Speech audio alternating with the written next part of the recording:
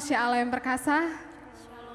Puji Tuhan, pada pagi hari ini kita boleh berkumpul dan kita akan memulai ibadah kita. Mari persiapkan hatimu Bapak Ibu. Kita akan memuji nama Tuhan, kita akan menyembah Tuhan. Berikan yang terbaik buat Tuhan Yesus. Teduhkan hatimu, fokuskan hatimu untuk melihat betapa indahnya dan betapa ajaib Tuhan Yesus Kristus. Tuhan yang kami hormati, Engkaulah Raja di atas segala raja. Engkau Allah yang layak terima pujian. Terima kasih Tuhan Yesus. Perkenanan-Mu bagi setiap kami Bapa. Engkau terlalu baik Tuhan. Terima kasih Bapa. Dengan segenap hati kami memuji-Mu Tuhan Yesus. Terima kasih Tuhan.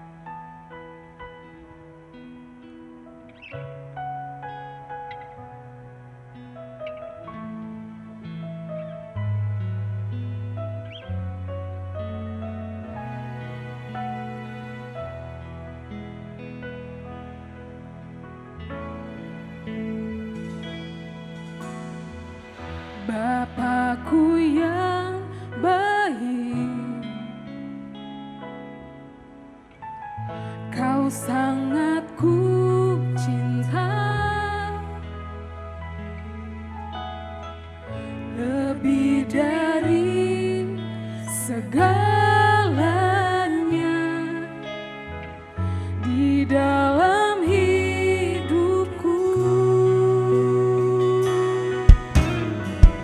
Bapakku yang baik, Engkau yang ku perlu,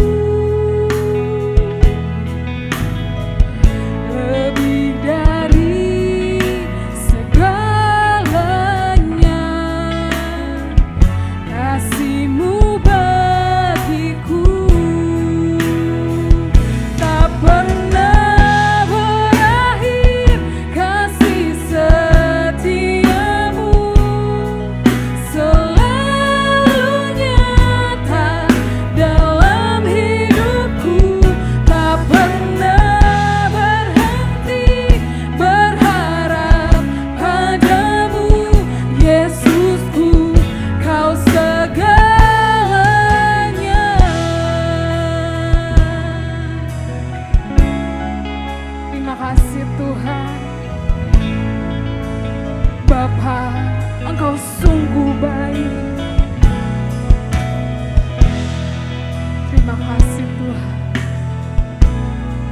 sama-sama katakan, Bapakku yang baik,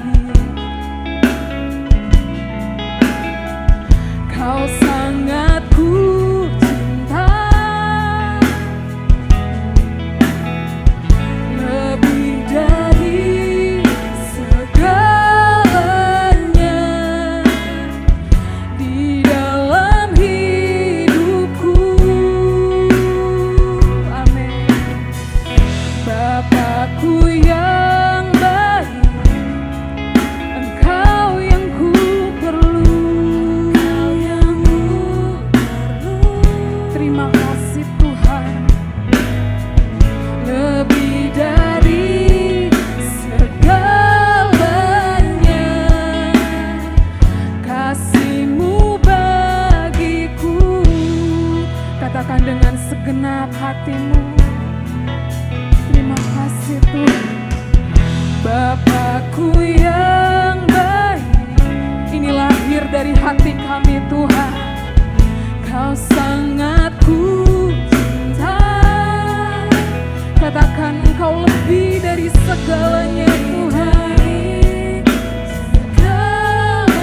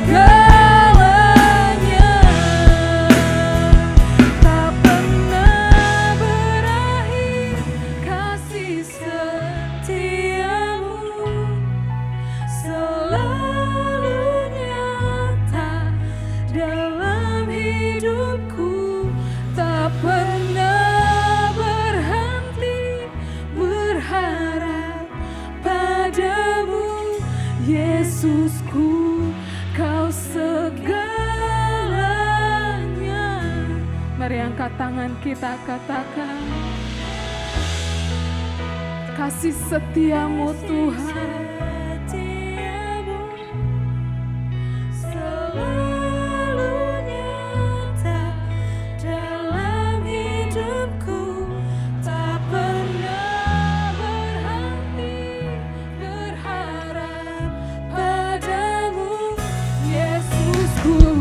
Kau segalanya, tak pernah berakhir.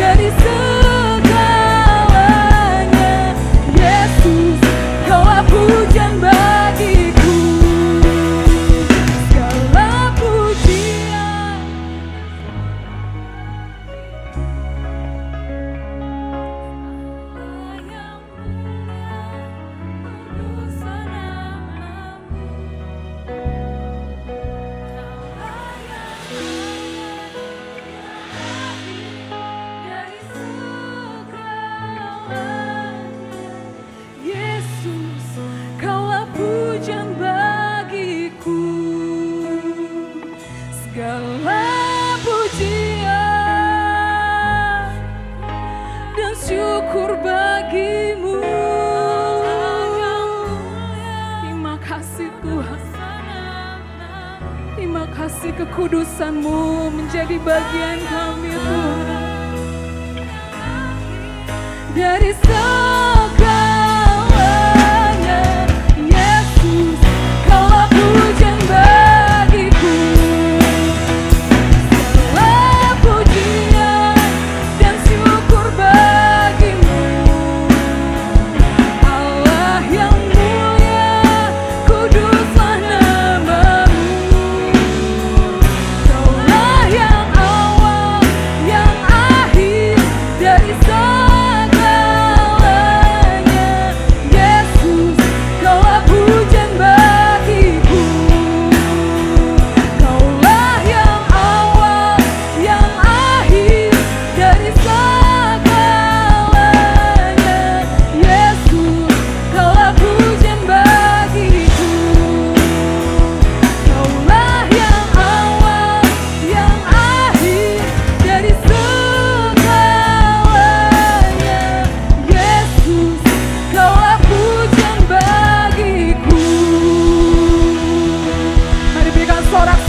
Tuhan Yesus.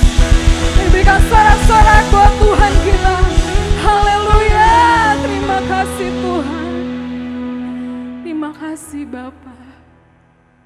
Segala pujian, segala hormat Tuhan, kami naikkan bagi-Mu Tuhan Yesus. Betapa kami bersyukur Tuhan. Hari-hari yang kami lalui, kasih-Mu menyertai kami Tuhan. Itulah kebanggaan kami memiliki-Mu Tuhan. Terima kasih Bapa. Firman-Mu yang terus menyadarkan kami bahwa Engkau dan kami adalah satu Tuhan. Terima kasih Bapa. Kami akan memuji nama-Mu Tuhan. Kami akan memuliakan nama-Mu Bapa. Engkau yang memberkati ibadah ini Tuhan. Engkau yang telah memberkati setiap kami, umat-Mu yang berkemenangan. Terpujilah nama-Mu Tuhan Yesus Kristus, kekal sampai selama-lamanya. Di dalam nama Tuhan Yesus Kristus, kami berdoa dan mengucap syukur. Haleluya. Amin. Haleluya, berikan sorak-sorak buat Tuhan kita. Haleluya, sungguh Dia Allah yang baik, amin. Mari katakan kiri kananmu, ada kuasa di dalam nama Tuhan Yesus.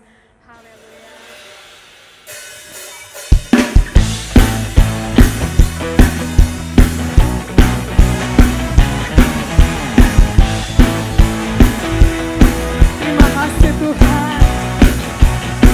Kami memuji nama-Mu, Allah yang hidup. Terima kasih Bapa.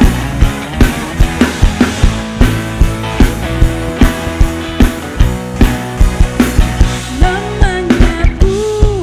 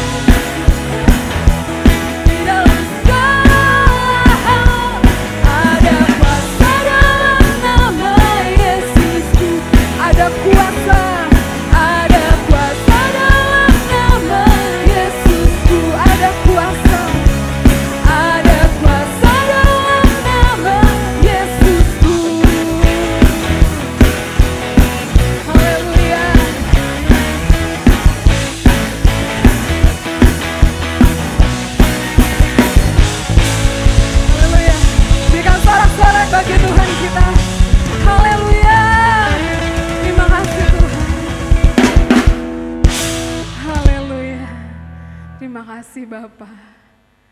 Engkaulah pusat penyembahan kami. Engkaulah pusat pujian kami Tuhan. Terima kasih Tuhan Yesus Kristus. Engkau yang berkuasa di atas segalanya. Bahkan terlebih Tuhan, segala sesuatu bekerja bersama-sama untuk mendatangkan kebaikan bagi setiap kami yang hanya berharap kepadamu Tuhan. Terima kasih Tuhan Yesus. Terima kasih Bapa. Kami siap untuk menerima firman-Mu Tuhan. Firman-Mu yang menyembuhkan setiap luka. Firman-Mu yang selalu menyegarkan jiwa kami.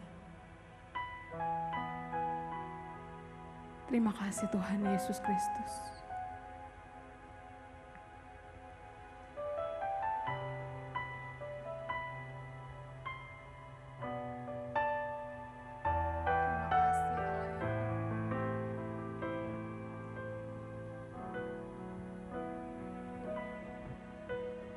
Takkan ragu ku berjalan di dalam lembah yang gelap.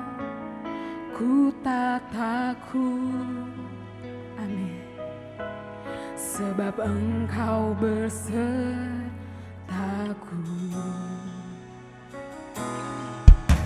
Segala yang Kau izinkan terjadi dalam hidupku, ku percaya mendatangkan kebaikan. Bapa, ku percaya rancangan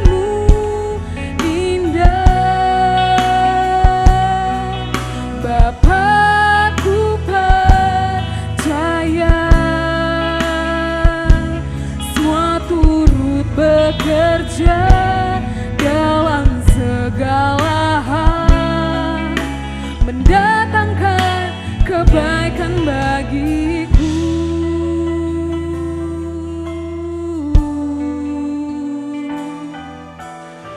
Terima kasih Tuhan. Mari kan kita naikkan pujian ini.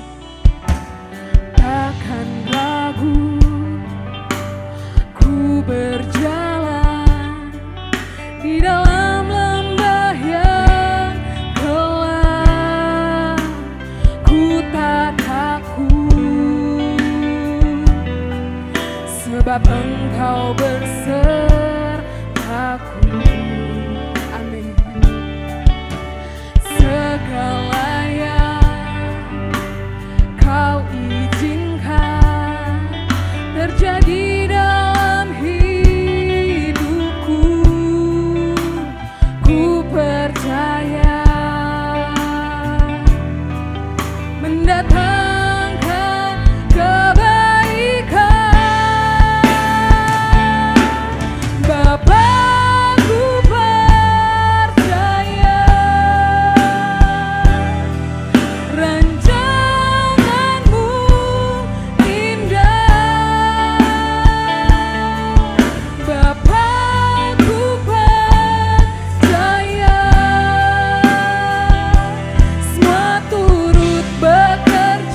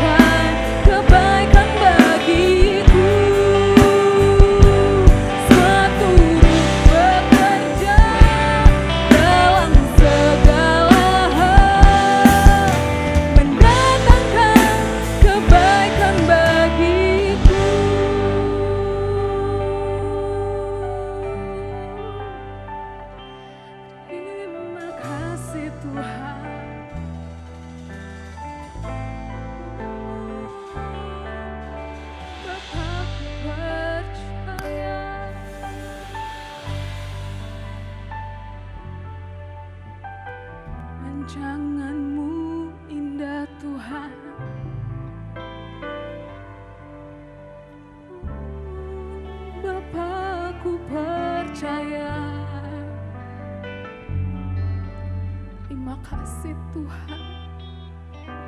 Semua turut bekerja dalam segala hal mendatangkan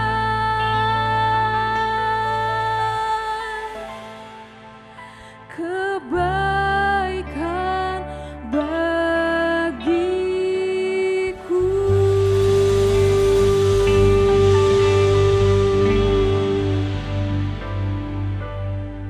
Amin. Shalom manusia Allah yang perkasa. Puji Tuhan karena kita selalu berada di dalam perlindungan dan pemeliharaan Allah yang sempurna. Saya mengajak kita untuk mendeklarasikan iman kita di hadapan Allah dan di hadapan jemaatnya. Mari kita mengangkat tangan kanan kita. Saya percaya dan menerima. Alkitab adalah firman Tuhan yang benar sepenuhnya. Apa yang Alkitab katakan, siapa saya di dalam Kristus, demikianlah saya. Alkitab berkata, saya adalah ciptaan baru. Sungguh saya adalah ciptaan baru. Alkitab berkata, saya adalah anak Allah. Sungguh saya adalah anak Allah. Alkitab berkata, segala perkara dapat kulakukan di dalam Kristus. Demikianlah saya. Apa yang Alkitab katakan milikku, sungguh adalah milikku. Alkitab berkata, saya adalah ahli waris Allah di dalam Kristus. Sungguh saya adalah ahli waris Allah bersama Kristus. Dalam nama Tuhan Yesus, mari kita bersatu dalam doa. Kami berterima kasih kepadamu, Bapa yang Maha Benar, pemelihara, pelindung setiap kami umat-Mu. Pagi hari ini, Roh-Mu yang berada di dalam diri kami, lewat kebenaran firman-Mu yang diberitakan, boleh terus mengajar kami dan membawa kami di dalam pertumbuhan kedewasaan iman untuk menjadi serupa dengan Kristus Yesus. Olehnya kami mempersilakan Roh Kudus bekerja seluas-luasnya, menyingkapkan rahasia kebenaran-Mu di tengah-tengah kami semua. Dalam nama Tuhan Yesus Kristus. Amin. Saudara yang diberkati Tuhan Yesus Kristus, apakah yang terlintas di pikiran Anda ketika saya berbicara tentang masa lalu? Apakah yang terlintas dalam benak kita semua ketika saya mengajak kita untuk menengok peristiwa yang sudah pernah terjadi dalam kehidupan kita di masa yang lampau? Apakah yang terlintas dalam pemikiran kita adalah sebuah perasaan senang, sukacita, berbahagia, sehingga rasanya kita tidak ingin melupakan masa lalu itu? Ataukah sebaliknya, ketika kita berbicara tentang masa lalu, yang terlintas dalam pemikiran kita adalah sebuah perasaan marah, sedih, malu, kecewa, bercampur menjadi satu. Sehingga ketika kita berbicara tentang masa lalu, rasanya kita tidak ingin lagi mengingat-ingatnya dalam pikiran kita. Memang masa lalu itu sebagai peristiwa yang telah terjadi dalam diri kita. Di kehidupan yang lampau, dia menyimpan begitu banyak kenang-kenangan penting, peristiwa-peristiwa penting dalam kehidupan kita yang telah kita jalani sebelumnya. Apakah itu berisi tentang sebuah peristiwa dalam kenangan yang membahagiakan, membanggakan, membuat kita bersukacita? Ataukah justru sebaliknya, masa lalu itu berisi tentang peristiwa-peristiwa dari kenangan yang menyedihkan, memalukan, dan menyakitkan ketika kita mengingatnya kembali. Namun apapun isi dari peristiwa di masa lalu, yang kalau sekarang kita mengingatnya kembali, dia sudah berupa sebuah kenangan. Apapun isinya, sadarkah kita bahwa masa lalu sebagai peristiwa yang pernah dan telah kita lewati, ternyata dia tidak selesai di bagian itu saja. Atau ternyata sekalipun peristiwanya telah terjadi dan telah kita lalui, masa lalu tidak hilang begitu saja dalam kehidupan kita saat ini dan yang akan datang. Sebaliknya, sekalipun masa lalu itu sebagai peristiwa yang telah terjadi dalam kehidupan kita di masa yang lampau, namun dia menyumbangkan dampak atau hasil yang tidak selesai di masa itu, tetapi terus berkesinambungan sampai di masa kini dan akan terbawa sampai di masa depan kemudian. Sehingga ketika masa lalu memiliki dampak dalam kehidupan kita saat ini dan di masa yang akan datang atau di hari esok kita,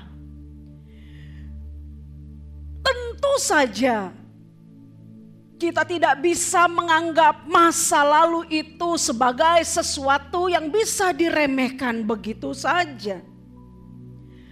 Melainkan masa lalu itu ternyata memiliki andil yang penting untuk kehidupan kita saat ini dan yang akan datang.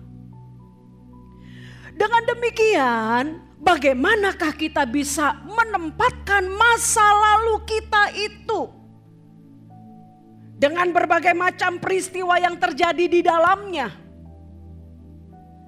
Apakah itu membahagiakan ataukah itu sebuah hal yang menyakitkan? Bagaimanakah kita bisa menempatkannya di tempatnya yang tepat? Sehingga ketika dampaknya terus berlaku dalam kehidupan kita saat ini dan di kemudian hari,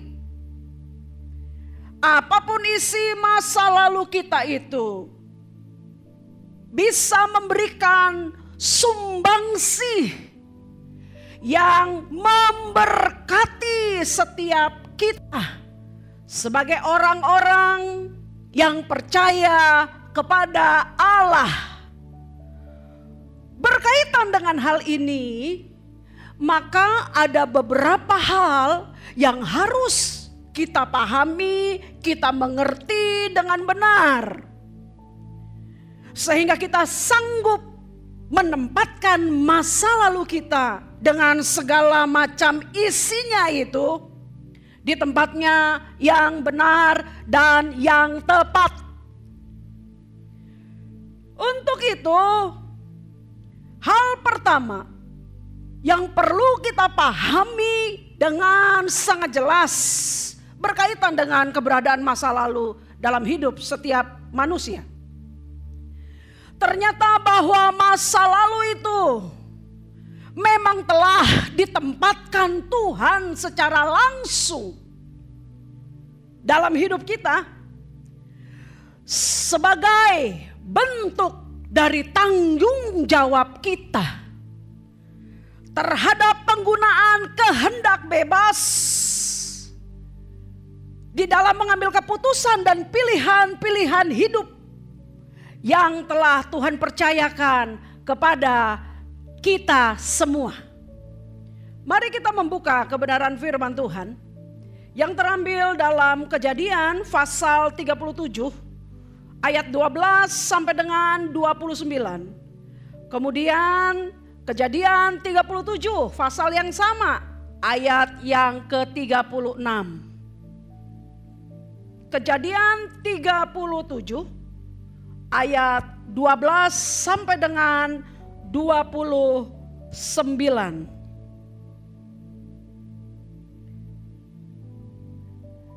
Yusuf dijual di tanah Mesir. Ayat 12 menyatakan, pada suatu kali pergilah saudara-saudaranya mengembalakan kambing domba ayahnya dekat Sikem. Lalu Israel berkata kepada Yusuf, bukankah saudara-saudaramu mengembalakan kambing domba dekat Sikem? Marilah engkau kusuruh kepada mereka. Sahut Yusuf, ya Bapa. 14. Kata Israel kepadanya, pergilah engkau melihat apakah baik keadaan saudara-saudaramu dan keadaan kambing domba, dan bawalah kabar tentang itu kepadaku. Lalu Yakub menyuruh dia dari lembah Hebron, dan Yusuf pun sampailah ke Sikem. Ketika Yusuf berjalan ke sana kemari di padang, bertemulah ia dengan seorang laki-laki yang bertanya kepadanya, apakah yang kau cari?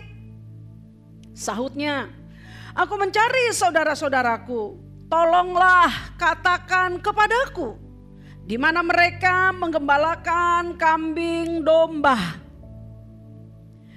Jadi ternyata Yakub menyuruh Yusuf sebagai anaknya yang paling kecil pada waktu itu, karena Benyamin belum lahir, untuk menengok, melihat keberadaan kakak-kakaknya yang mengembalakan kambing domba milik mereka. Namun ketika Yusuf mencari-cari, dia belum menemukan saudara-saudaranya, sehingga dia butuh untuk bertanya kepada orang yang ditemuinya tentang keberadaan kakak-kakaknya.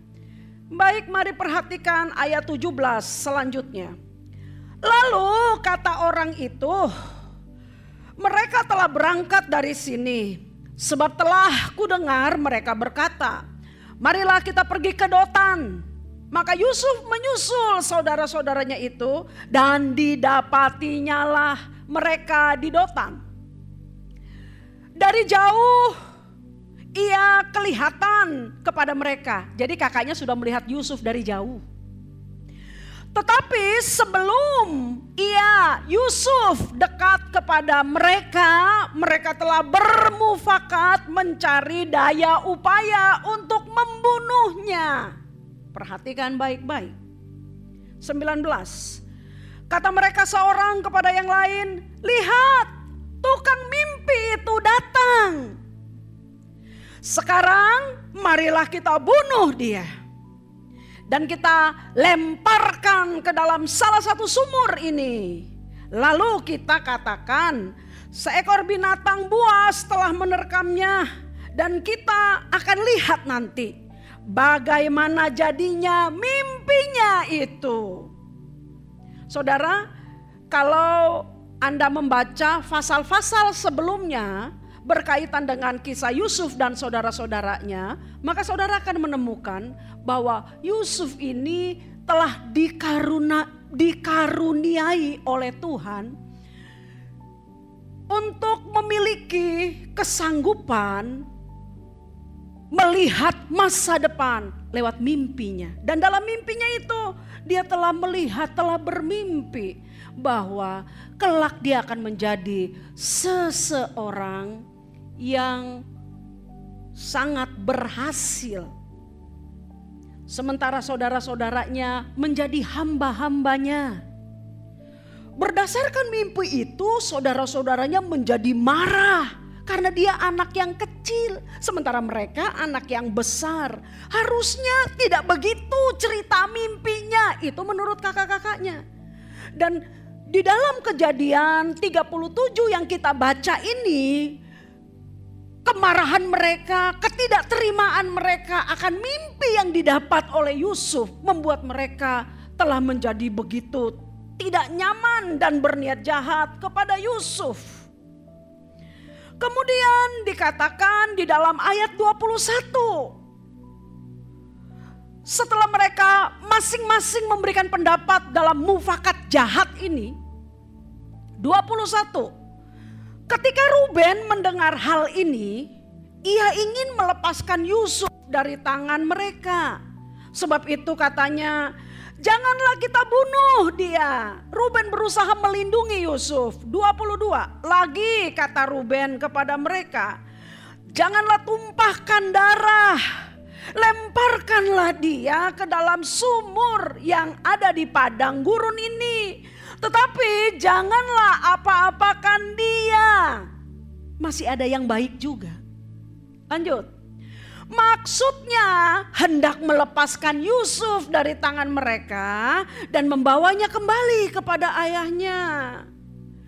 23. Baru saja Yusuf sampai kepada saudara-saudaranya, mereka pun menanggalkan jubah Yusuf, jubah maha indah yang dipakainya itu. Dan mereka membawa dia dan melemparkan dia ke dalam sumur. Sumur itu kosong, tidak berair.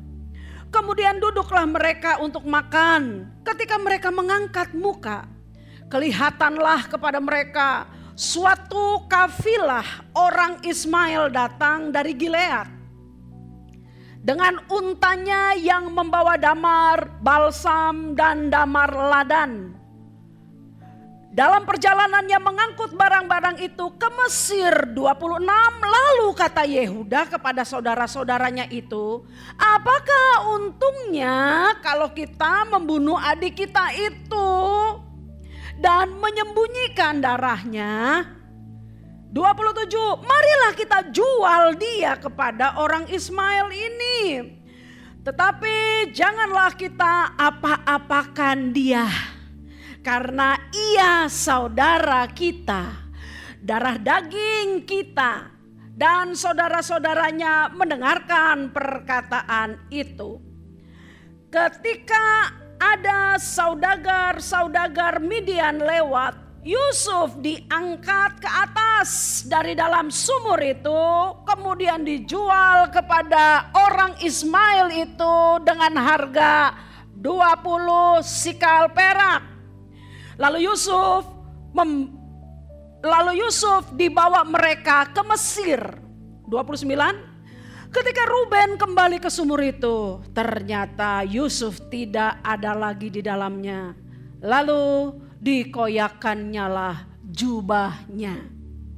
Pasal yang sama ayat 36. Adapun Yusuf, ia dijual oleh orang Midian itu ke Mesir. Kepada Potifar, seorang pegawai istana Firaun, kepala pengawal raja. Sahabat yang diberkati Tuhan Yesus Kristus, simak dan perhatikanlah dengan baik peristiwa yang terjadi dalam Kejadian pasal 37 yang telah kita baca ini. Dalam kaitannya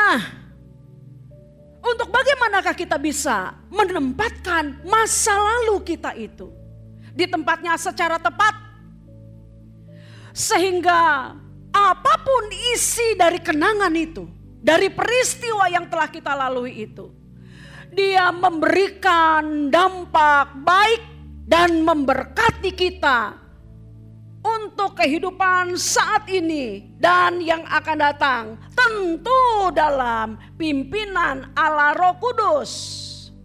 Dan di poin ini kita berbicara tentang bahwa masa lalu itu telah ditempatkan Allah dalam kehidupan kita sebagai bentuk tanggung jawab kita secara langsung terhadap penggunaan kehendak bebas kita dalam hal memutuskan dan membuat pilihan-pilihan hidup kita pada saat ini. Disinilah kita melihat dalam segala peristiwa yang kita hadapi setiap saat di kehidupan ini, apakah keputusan dan pilihan hidup kita ini mau kita laksanakan untuk hal-hal yang salah, ataukah untuk hal-hal yang benar sesuai dengan firman-Nya? Apakah kita mau membuat keputusan dan pilihan dalam hidup ini tentang segala sesuatu yang baik, ataukah kita membuat pilihan untuk segala sesuatu yang salah dan berdosa? Penempatan tokoh Yusuf dengan saudara-saudaranya ini di dalam pembacaan firman Tuhan kita pada pagi hari ini telah dimaksudkan oleh Allah lewat orang-orang yang dikasihinya untuk dicatatkan di dalam kebenaran firman-Nya supaya diwariskan bagi setiap orang percaya yang kemudian membaca kisahnya. Bagaimanakah kita diajak untuk belajar arti dari sebuah tanggung jawab dalam setiap keputusan dan pilihan hidup kita? Berdasarkan kebenaran Kejadian pasal 37 ayat 12 sampai dengan 29 dan 36 ini, kita tahu kalau kita baca terus ayat ini, peristiwa ini secara menyeluruh, kita tahu dan kita diberitahu oleh Alkitab bahwasanya Yusuf ini dalam usianya yang masih sangat belia, masih sangat muda, dan di dalam ketidakmengertiannya di saat peristiwa itu terjadi menimpanya, Yusuf tidak terjebak untuk membuat sebuah pertanyaan-pertanyaan yang akan menghancurkan kehidupannya. Seperti, mengapakah kemalangan ini terjadi padaku? Mengapakah tidak terjadi kepada orang lain saja? Yusuf tidak membuat pengandaian seperti itu. Dalam ketidakmengertiannya saat itu ketika peristiwa itu terjadi, Yusuf juga tidak terpenjara dengan sakit hati terhadap perilaku orang-orang yang harusnya mencintai dan melindunginya. Dalam hal ini kakak-kakaknya, saudara-saudaranya. Yusuf tidak memberikan diri untuk terpenjara dengan perasaan marah itu, dendam itu. Tidak, bahkan sekalipun dia tidak paham betul mengapakah mereka melakukan ini kepadanya. Satu hal yang pasti kita lihat dari peristiwa yang telah kita baca, penggalannya ini di Kejadian pasal 37 ini, dan di kemudiannya kita baca di pasal-pasal berikut. Ternyata kita mendapati Yusuf menghadapi masa lalunya yang kelam, pahit, menyakitkan, penuh penderitaan itu, dengan memberikan dan melepaskan pengampunan kepada mereka yang melakukan kejahatan itu kepadanya. Pertanyaannya, tahu dari mana? Kalau Yusuf tidak mau memenjarakan dirinya kepada kisah kelam masa lalunya. Tahu dari mana kita kalau Yusuf tidak bersedia untuk memenjarakan dirinya dalam kemarahan dan dendam kepada orang yang telah berlaku jahat kepadanya? Mari kita lihat Kejadian pasal 39 ayat 2. Pernyataan ini memberitahukan kepada kita, Yusuf memang terlepas dari segala hal yang buruk. Dia tidak bersalah dalam menempatkan masa lalunya yang buruk itu. Dia tidak bersalah. Dia justru menempatkannya di tempat yang sangat tepat. Kejadian 39 ayat 2 dinyatakan demikian. Tetapi, ini kuncinya, Tuhan menyertai Yusuf sehingga ia menjadi seorang yang selalu berhasil dalam pekerjaannya. Maka tinggallah ia di rumah tuannya orang Mesir itu. Kan gak diceritain, Bu, bahwa Yusuf tidak benci, Yusuf tidak marah, Yusuf tidak dendam. Gak ada tuh kata-katanya. Bukan itu, saudara. Kalimat Kejadian 39 ayat 2 ini cukup memberitahukan kepada kita, Yusuf terlepas dari segala hal itu. Apa buktinya? Mudah saja. Ketika dikatakan, tetapi Tuhan menyertai Yusuf sehingga ia menjadi seorang yang selalu berhasil dalam pekerjaannya. Itu cukup menjadi bukti bagi kita bahwa Yusuf terlepas dari segala sesuatu yang menyakitkan. Yusuf terlepas dari segala sesuatu yang mengotori dirinya berkaitan dengan masa lalunya yang buruk dan suram itu. Sebab Allah tidak mungkin bisa menyertai orang dan memberkati orang yang hidup di luar firman-Nya. Tuhan yang hebat itu tidak mungkin menyertai Yusuf sehingga apapun yang diperbuatnya pasti berhasil. Kalau Yusuf menyisakan, menyimpan, memenjarakan dirinya dalam kemarahan, dalam penyesalan yang tiada akhir atas kejahatan saudara-saudaranya di masa lalunya, Tuhan tidak mungkin berkenan kepada Yusuf. Kalau Yusuf memiliki hal itu dalam hatinya. Tetapi ketika Kejadian 39 ayat 2 mengatakan Tuhan menyertai Yusuf dan membuat apapun yang dilakukan Yusuf pasti berhasil, selalu berhasil, maka mengertilah kita, Yusuf terbebas dari segala sesuatu yang tidak memperkenankan hati Tuhan. Sehingga dengan demikian Tuhan dengan bebas memberkati seorang Yusuf dalam situasi hidupnya yang sulit bagi kita secara logika berpikir dia bisa diberkati. Usianya masih muda, sama sekali tak memiliki pengalaman. Dia diajar untuk menjadi anak kesayangan dari Yakub, tidak diajar untuk bagaimana menjadi seorang budak yang seluruh hidupnya dibaktikan kerja.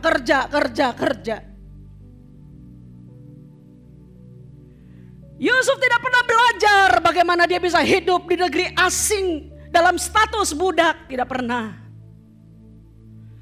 Tetapi Alkitab memberitahukan kepada kita, disertainya Yusuf oleh Allah, Sang Maha Hebat itu, hanya karena Yusuf memiliki hati yang tidak mau terjamah oleh perasaan-perasaan kebencian, rasa malu, penyesalan yang diciptakan oleh saudara-saudaranya di masa lalunya.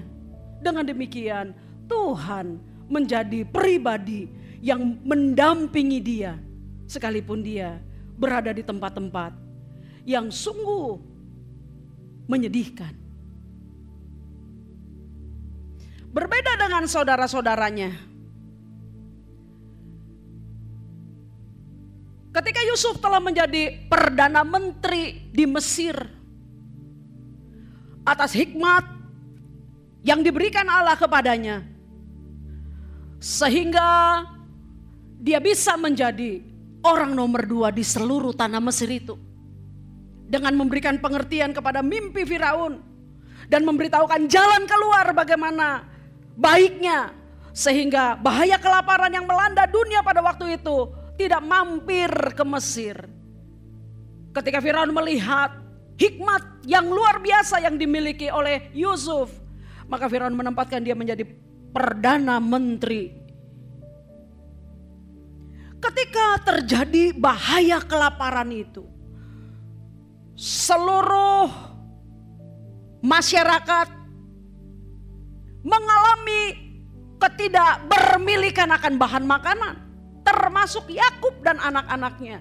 Karena itu Yakub menyuruh saudara-saudara, kakak-kakak Yusuf beli makanan ke Mesir karena di sana banyak makanan. Coba perhatikan, saudara-saudaranya datang ke Mesir untuk bertemu dengan Yusuf, namun mereka tidak mengenali Yusuf dalam balutan kemewahan dan kewibawaan seorang penguasa nomor 2 tanah Mesir. Tapi Yusuf mengenali mereka. Kemudian Yusuf mau mengetahui adakah saudara-saudaranya sudah berubah dalam sikap mereka yang iri hati dan benci itu, ataukah tidak. Dengan mengatakan kepada mereka bahwa mereka adalah pengintai yang mau mengamat-amati tanah Mesir, Yusuf memperlakukan saudara-saudaranya sebagai orang-orang jahat dalam tanda kutip. Sampai kemudian Yusuf menanyakan kepada mereka dari mana asal mereka, bagaimana keluarga mereka, bagaimana keadaan mereka. Dan mereka mengatakan bahwa mereka berasal dari keluarga A, B, C, D. Dan mereka punya seorang adik lagi, tapi tidak ikut karena dia harus menemani ayahnya.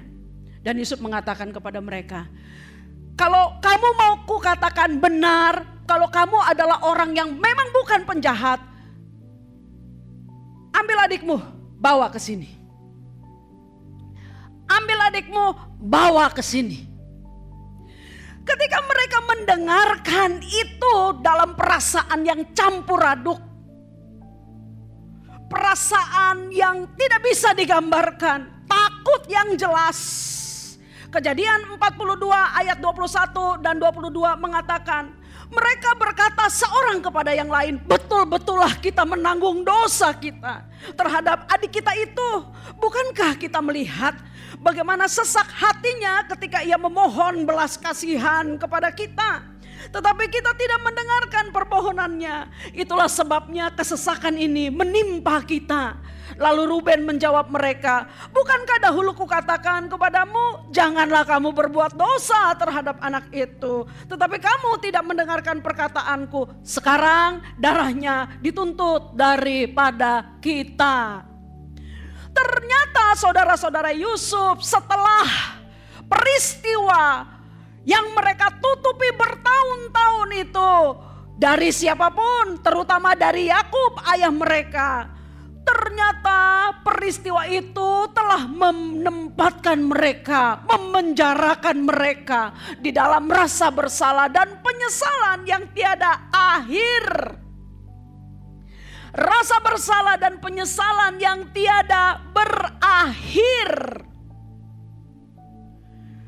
Ketika itu mewarnai kehidupan mereka di hari-hari berikutnya, maka tentu saja mereka tidak bisa menjalani hidup secara merdeka. Mereka memikul akibat dari keputusan dan pilihan hidup yang salah di masa lalu itu. Untuk itu perhatikanlah dengan baik sahabatku yang diberkati Tuhan Yesus Kristus, betapa pentingnya bagi kita untuk membuat setiap pilihan, keputusan hidup hari ini yang nantinya akan menjadi hari besok dengan sangat tepat dan benar. Untuk itu bagaimanakah caranya supaya ini terjadi dalam kehidupan kita? Sehingga apa yang telah kita lakukan memberikan sumbangan terbaik dalam hidup kita hari ini dan hari yang akan datang. Orang bijak dunia ini memiliki sebuah pendapat, saran yang mengatakan pergunakan masa lalu itu sebagai guru terbaik. Atau kalau bahasa yang biasa kita dengar dan kita baca adalah masa lalu adalah guru terbaik bagi kita. Mereka menganjurkan kita belajar dari pengalaman masa lalu. Padahal kalau kita mau jujur meneliti ucapan itu, kita akan menemukan bahwa jika masa lalu itu bisa menjadi guru terbaik bagi kita, maka tentu ada begitu banyak orang terselamatkan dalam membuat keputusan dan pilihan hidup di dalam kehidupan mereka, sehingga mereka tidak jatuh dalam kesalahan yang sama berulang kali. Dan untuk kita sebagai anak-anak Tuhan, sekiranya masa lalu bisa membuat kita menjadi berhikmat dan bijaksana dalam membuat keputusan-keputusan dan pilihan-pilihan hidup yang benar di saat ini, maka tentu kita tidak memerlukan firman Allah untuk menuntun kita. Sementara kita mengerti ternyata kenyataan membuktikan kepada kita bahwa tidak ada seorang pun yang sanggup berdiri baik dalam kehidupan masa lalunya, saat ini dan yang akan datang, tanpa ditopang oleh firman kebenaran itu sendiri. Sebab masa lalu, apapun isinya, ternyata dia hanyalah sekedar pengalaman-pengalaman mengenai kehidupan manusia berdosa yang sangat terbatas dan tidak mengenal kebenaran sama sekali. Sehingga ketika masa lalu itu isinya adalah kebahagiaan, ketika dia tidak memiliki firman kebenaran dan tidak memaknainya dalam firman kebenaran itu, maka seringkali kebahagiaan itu telah menjadikannya lupa diri. Sebaliknya ketika isinya adalah penderitaan dan peristiwa yang pahit, ketika dia tidak memaknainya dengan kebenaran firman Tuhan, maka orang tersebut akan dengan mudah mempersalahkan diri sendiri dan mempersalahkan orang lain yang dianggapnya ikut bertanggung jawab menciptakan penderitaan di masa lalunya. Oleh karena itu, saudaraku, Alkitab mengajarkan kepada kita umat Allah untuk hanya belajar kepada firman Allah saja, bukan yang lain. Sehingga pemazmur menyatakan dengan sangat tepat pernyataan di pasal 119 ayat 105. Firman-Mu itu pelita bagi kakiku dan terang bagi jalanku. Itulah sebabnya ketika dalam dua contoh manusia ini, Yusuf dan saudara-saudaranya dalam memperlakukan firman Tuhan, kita bisa melihat dengan sangat jelas orang-orang yang tidak menggunakan firman dan orang-orang yang menggunakan firman ketika mereka menatap masa lalunya yang memiliki dampak bagi hidup saat ini dan yang akan datang.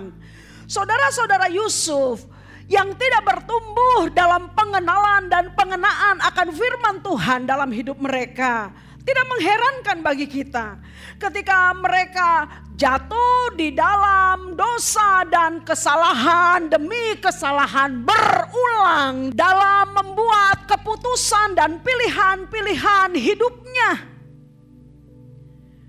Kalau kita mau melihat dan mengurutkannya, kita bisa memperoleh informasinya secara jelas. Ketika mereka terjebak dalam iri hati yang luar biasa kepada Yusuf sang adik. Kemudian ketika mereka menjadi marah kepada Yusuf oleh karena perlakuan Yakub ayahnya yang lebih mengasihi Yusuf, dan mereka merasa mereka tidak diperlakukan secara sama. Kemudian setelah itu maka mereka bermufakat, berencana jahat menjual Yusuf sebagai budak di tanah asing. Setelah itu mereka berdusta bersama-sama, dan itu bertahun-tahun untuk mengatakan sebuah kebohongan yang disepakati bersama. Di antara mereka kepada Yakub dengan mengatakan bahwa Yusuf anaknya tersayang itu sudah mati. Dan mereka membawa jubah maha indah yang telah diberikan Yakub kepada Yusuf. Memperlihatkan dengan melumurinya dengan darah domba. Dan mengatakan ini loh jubahnya yang sudah tercabik-cabik. Bahwa ternyata Yusuf dimakan binatang buas. Sehingga Yakub menangis dan berduka luar biasa. Selanjutnya saudara-saudara Yusuf kemudian terjebak dalam ketakutan, penyesalan yang tidak terselesaikan. Sementara penyesalan itu tidak memberikan dampak apapun, gak ada hasilnya. Karena tidak berakhir pada pertobatan. Mereka setelah menyesal tidak kemudian mengambil langkah berani mengakui di depan ayahnya, kami bohong papa. Bahwa Yusuf masih hidup, kami jual dia untuk menjadi budak di negeri asing. Mereka gak berani ngomong begitu. Di sini kita bisa melihat bahwa kakak-kakak Yusuf tidak pernah belajar dari masa lalunya. Padahal kalau mereka belajar dari masa lalunya, ketika mereka merasa tidak enak, tidak nyaman, hidup tersingkir dari kasih sayang orang-orang yang terkasih, dalam hal ini papanya. Maka tentu kalau mereka belajar dari pengalaman mereka sendiri, mereka tidak akan menjadikan atau mereka tidak akan menjual Yusuf dan memisahkannya dari kasih sayang orang-orang yang mencintainya. Namun mereka melakukan itu karena mereka tidak pernah belajar dan berguru kepada pengalaman hidup. Berbeda sekali dengan Yusuf, sangat berbeda. Ketika dia mengalami peristiwa yang begitu menyakitkan, suram, menyedihkan, menghancurkan dia. Yusuf tidak belajar dari pengalaman hidupnya. Dia belajar dari firman Allah yang pernah dia dengar dari penuturan ayahnya Yakub kepadanya. Dan dia menyimpan firman itu dalam hatinya. Dia mengingat itu dalam pikirannya. Dia membiarkan firman itu mewarnai seluruh kehidupannya. Sehingga sekalipun dia memiliki masa lalu yang luar biasa menyakitkan, kalau diingat, firman itu mengubahnya, mengarahkannya untuk tidak memenjarakan dirinya dalam kepahitan, dendam dan kemarahan. Baik kepada saudara-saudaranya maupun kepada Nyonya Potifar yang kemudian menjadi majikannya. Setelah dia dijual ke tanah Mesir, yang berlaku sama juga, memfitnah dia untuk perbuatan yang sama sekali tidak dia lakukan. Dan fitnah Nyonya Potifar itu telah menyebabkan Yusuf dimasukkan ke dalam penjara untuk jangka waktu yang lama. Tapi Yusuf tidak bersedia untuk memendam masa lalu itu dan menempatkannya secara salah dalam keputusan dan pilihan hidupnya saat ini dan di yang akan datang. Yusuf hanya belajar untuk membiarkan firman Tuhan senantiasa mewarnai hidupnya, membersihkan pikirannya dan membersihkan masa lalunya itu.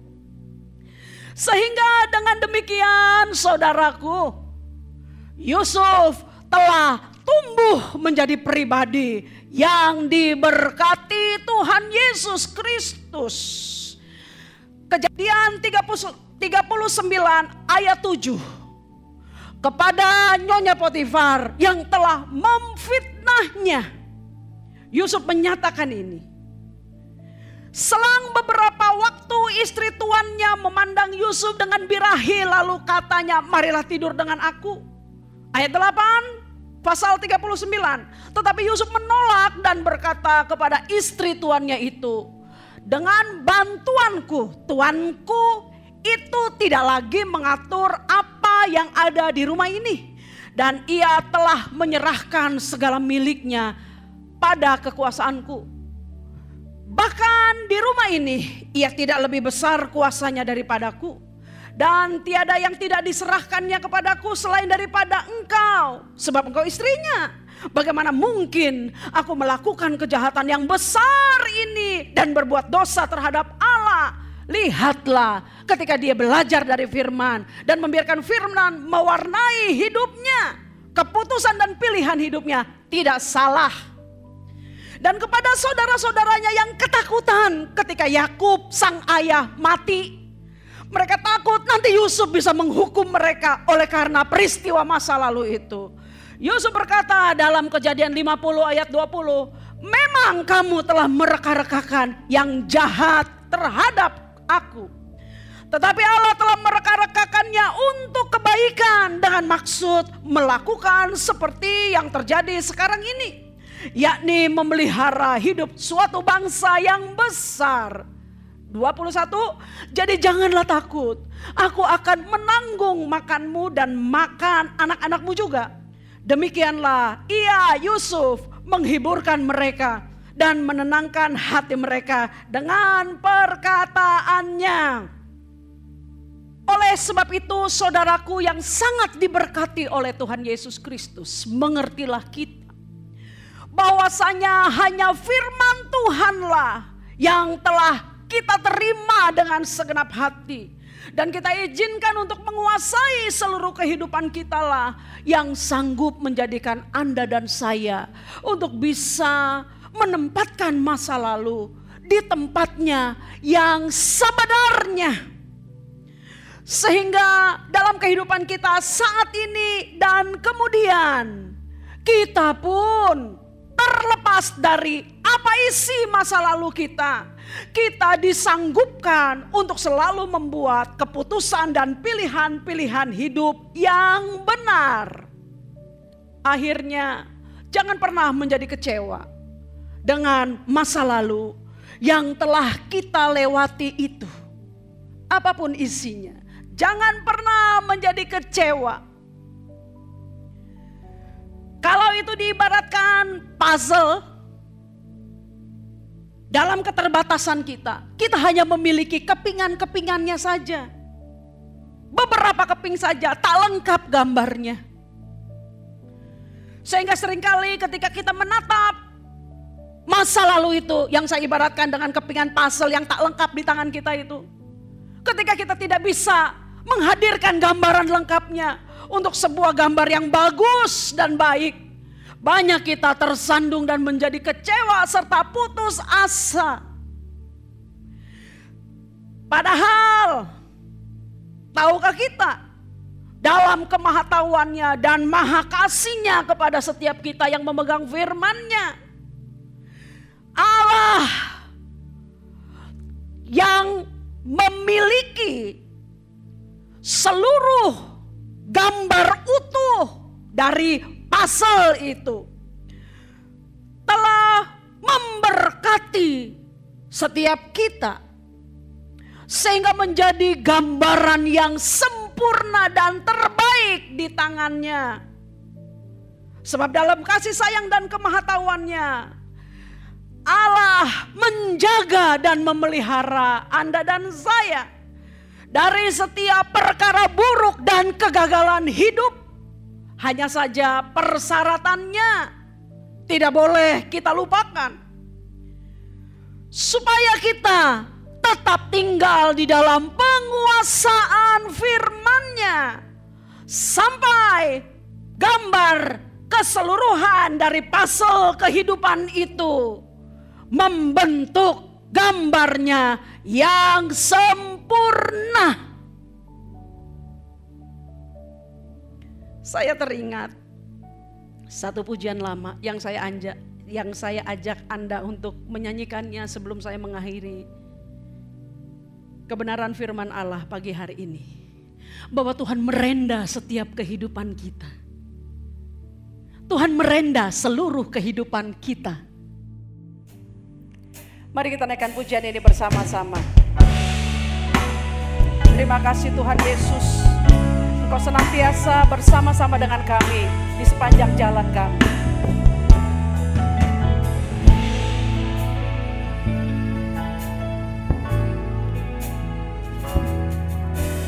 Apa yang ku alami kini mungkin tak dapat aku mengerti. Satu hal tanamkan di hati, indah semua yang Tuhan beri.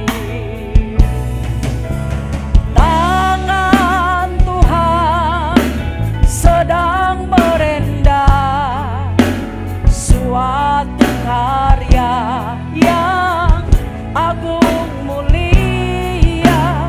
Saatnya kan tiba nanti, kulihat pelangi kasih-Nya.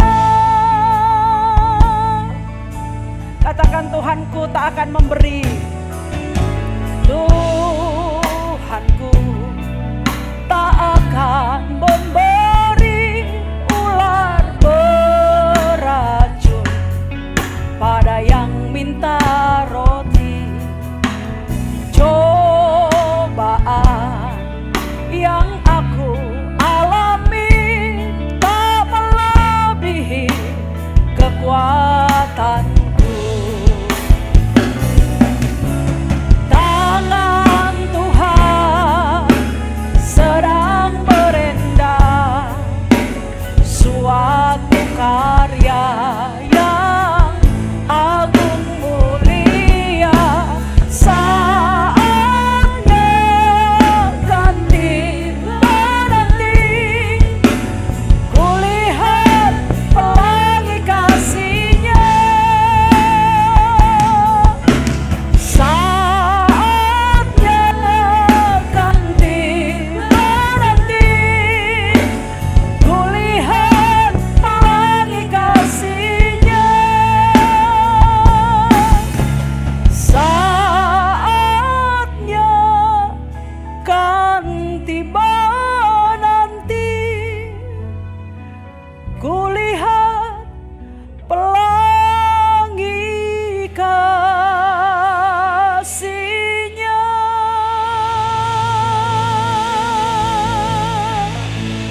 Haleluya. Mari sama. Kami mempersembahkan seluruh kehidupan kami ke dalam pimpinan penyertaan-Mu, Allah Roh Kudus. Masa lalu yang telah kami lewati, kami serahkan ke dalam tangan-Mu. Apapun yang terjadi di sana, kami berterima kasih bahwa Engkau senantiasa ada di dalam kami, menyertai kami, memberkati kami. Karena itu kami minta dalam nama-Mu yang hebat, Roh-Mu menguatkan kami untuk menguatkan diri kami sendiri, untuk tetap setia kepada firman-Mu, sehingga seluruh kehidupan kami diwarnai hanya oleh firman-Mu saja. Segala kemuliaan bagi nama-Mu, Tuhan Yesus Kristus. Kau memberkati setiap sahabat dan saudara-saudara yang menyaksikan kebenaran firman Tuhan ini dengan masa depan yang terberkati di dalam Kristus. Dalam nama Tuhan Yesus. Amin. Puji Tuhan, saudaraku dikasih Tuhan, kita boleh mempelajari satu kebenaran bahwa guru kita sesungguhnya adalah Roh Kudus dengan firman-Nya. Tundukkan diri kita kepada guru yang agung, maka hidup kita akan excellent. Mari kita bersatu dalam doa dan terima doa berkat. Bapa di surga, terima kasih untuk anugerah-Mu. Sekarang ulurkan tangan-Mu, berkati umat-Mu. Para kekasih Kristus, jika di antaramu ada yang kurang sehat, taruh tangan di bagian yang sakit, terimalah kesembuhan-Mu. Di dalam nama Tuhan Yesus Kristus, aku perintahkan semua sakit penyakit tinggalkan tubuh Kristus. Dalam nama Tuhan Yesus, jadilah sembuh, jadilah sehat di dalam nama Tuhan Yesus Kristus. Anugerah yang limpah dari Bapa di surga, kasih karunia Tuhan kita Yesus Kristus, dan persekutuan dengan Roh Kudus turun memenuhi roh, jiwa dan tubuh kita. Sungguh diberkatilah rumah tanggamu, diberkatilah pekerjaanmu, diberkati studimu, diberkati di mana kau berada. Kau menjadi saksi Tuhan Yesus yang hidup. Dan nyatakan berkat ini sah di dalam nama Tuhan Yesus Kristus yang hidup. Haleluya. Amin. Amin. Bapak Ibu Saudaraku dikasih Tuhan, tetap setia berpegang teguh pada firman Allah. Karena orang berpegang sama firman Tuhan, hidupnya pasti luar biasa. Tuhan Yesus memberkati. Amin.